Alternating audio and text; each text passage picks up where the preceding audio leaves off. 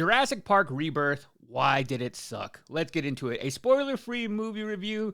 I love Scarlett Johansson. I love dinosaurs. I love Jurassic Park movies. Even the ones with Chris Pratt. 2015 Jurassic World, I was all in. Fallen Kingdom in 2018, I was still riding with them. Jurassic World Dominion, okay, we need a little bit of a reset, but you throw Scarlett Johansson in it, you get a great director like Gareth Edwards, who's also done movies like Rogue One, Godzilla, The Creator in 2023, and I thought this was hopefully the recipe we needed to break that cycle of a movie that left a really bad taste in our mouth, because what Dominion tried to do was recapture the energy of the first one, bring back those nostalgic characters and bank on that.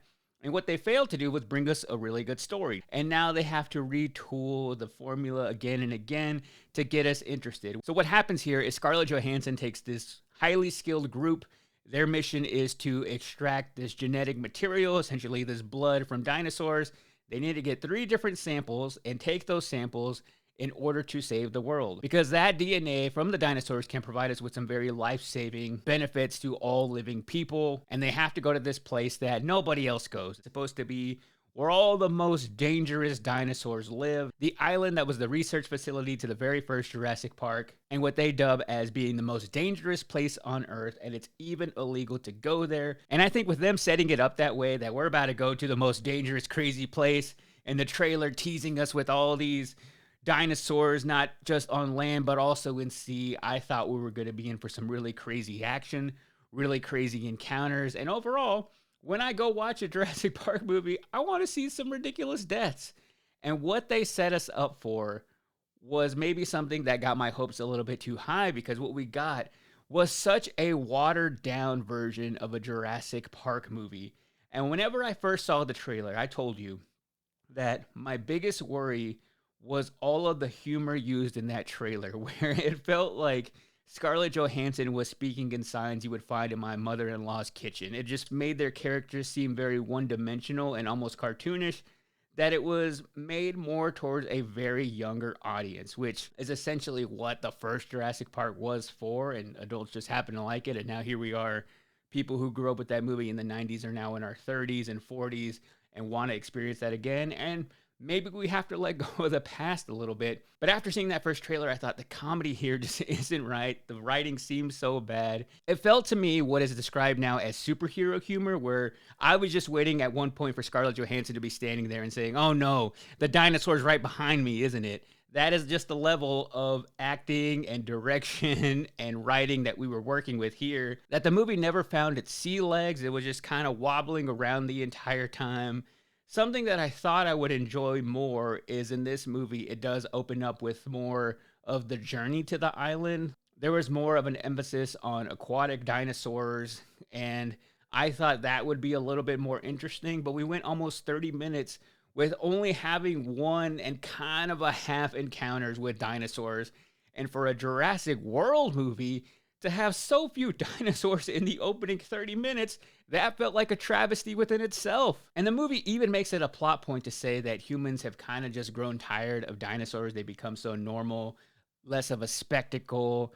The museum where the scientist works at just doesn't really get visitors anymore. They used to have people lined up for days. You couldn't even get into this place, and now they sell like 12, 15 tickets in 2 to 3 weeks. And maybe that's kind of how Universal felt after the last movie kind of flopped. Like, oh, we can't just really do the same thing anymore that we've been doing for the last almost 30 years of here's the T-Rex, here it is chasing people and following that same formula, because that is not a spectacle to us as moviegoers anymore. So they tried to revamp that, and it just didn't work. I will say, though, out of any Jurassic Park movie, it is the best looking. And that is what enticed me so much going into it. The blues are so blue. Like, I wanted to jump in and taste that water because it looks so fresh and just so good on the big screen. The greens of the forests were just so bright and vibrant that really drew you into every single frame.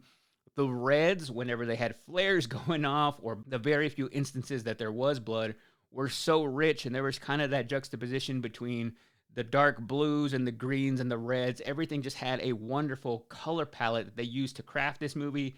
It was also filmed on actual film, which movies now, especially on this scale, are really getting away from because it is so much more expensive. But it was shot on 35 millimeter Kodak film, which made the movie look fantastic. It looked like old photos you would take back in the 90s come to life. Like whenever I would get a disposable camera and take some pictures, and you get like those reds and oranges from lights, that is how I felt watching this movie. And honestly, that is what kept me from completely hating everything about it, was the fact that it looks so good. And to know that you can make a movie on this scale that is so big summer blockbuster that still has some artistic value to it. And I think that is overall what I enjoyed. It wasn't the design or the types of dinosaurs that they used that really made me not enjoy it. It was the fact that I felt we didn't have enough dinosaurs. But what really just kind of drove me crazy was the behavior of the dinosaurs that to me felt so controlled. And because again, we were set up saying that these are the worst of the worst, the most vicious, nobody should go here, it is illegal to go here.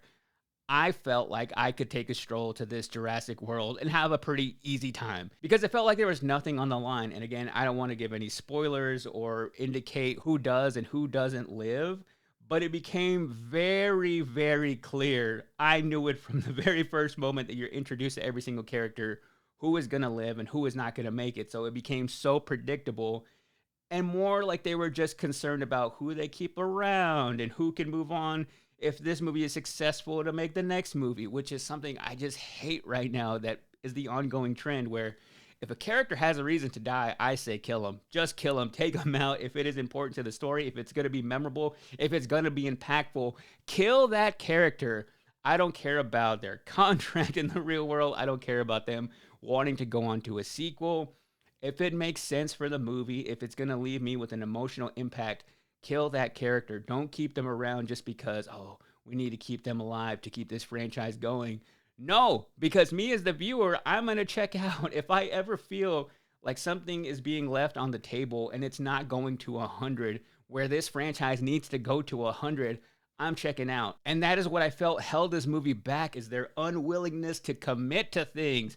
Make them dangerous dinosaurs if you're going to pitch this as a movie with the most vicious dinosaurs, and they just didn't do that. There was no sense of urgency. The movie was 2 hours long, but it didn't even get remotely interesting into those last 30 minutes where it was just too late. The dialogue was so weak, and it felt like they weren't even following a script, like they were freestyling it. And you have really great actors here. Scarlett Johansson, Mahershala Ali, like all these people are fantastic actors.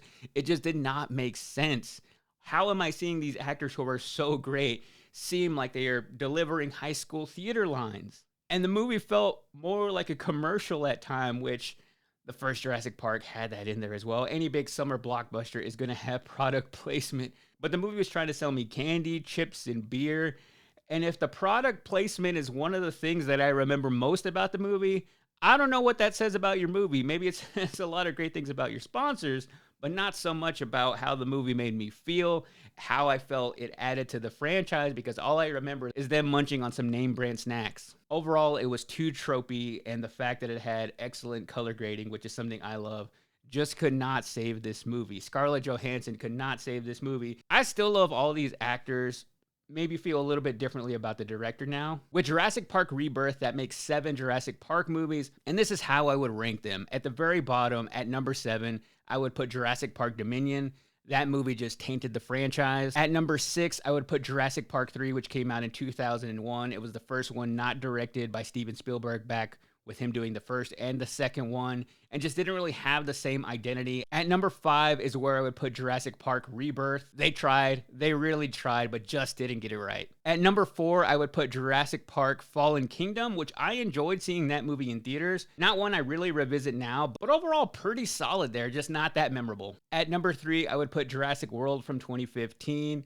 Chris Pratt gets a lot of hate for his performance, but I thought that movie made me love the franchise again. At number 2, I would put the original Jurassic Park, which was fantastic. It was groundbreaking. You're never going to recreate that moment whenever you first see the dinosaurs walking and you have the score there, just a perfect movie moment. And without that movie, we wouldn't have anything else here. Groundbreaking with the use of CGI and animatronics. They essentially created all of that technology for that movie. So revolutionary, But still, I put it at number 2 because at number 1, I have The Lost World. It had a darker tone, it had more action, and to me, that is the Jurassic Park movie of my childhood. So that is how I would rank all the movies, and when it comes to my rating for Jurassic Park Rebirth, it is right there. It is so terribly mid that I can't give it anything more than a 2.5 out of 5 drops of dinosaur blood.